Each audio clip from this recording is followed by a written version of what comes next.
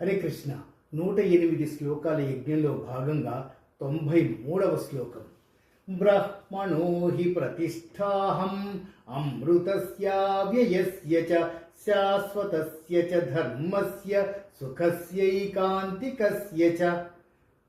తిరుగు లేకుండా చెప్తున్నాడండి.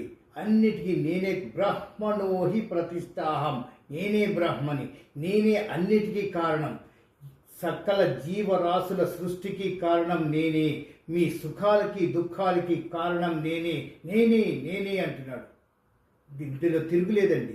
శాశ్వతస్య చ ధర్మస్య, శాశ్వతంగా నిలిచి ఉండే ధర్మానికి నేనే కారణం, సుఖస్యైకాంతికస్య చ, మీకు సుఖాలకి అనుభవించడానికి కారణం నేనే అంటున్నాడు. కనుక మనం ఎలా ప్రవర్తించాలి?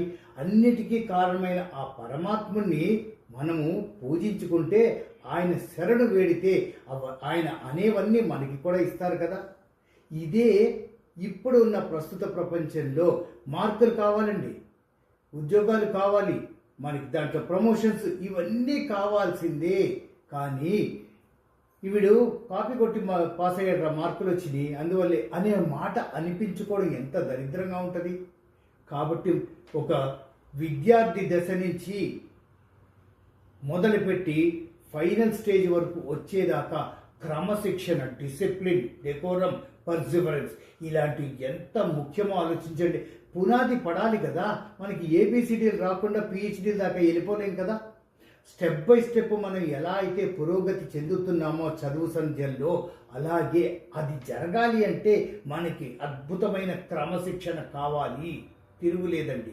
ఆ డిసిప్లిన్ ఉన్నవాళ్ళు, మన స్వామి వివేకానందని, దయానంద సరస్వతి వాళ్ళని అక్కర్లేదండి.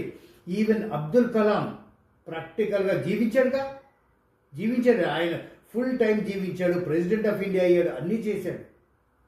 అలాంటి వ్యక్తుల్ని కూడా మనం ఎగ్జాంపుల్గా తీసుకోవచ్చండి. దాంట్లో తిరిగే లేదు, సందేహం లేదు. మనకి క్రమశిక్షణ చాలా ముఖ్యం, దాన్ని బట్టి అన్నీ ఫాలో అయిపోతాయి. ఒకసారి శ్లోకం చూద్దామా.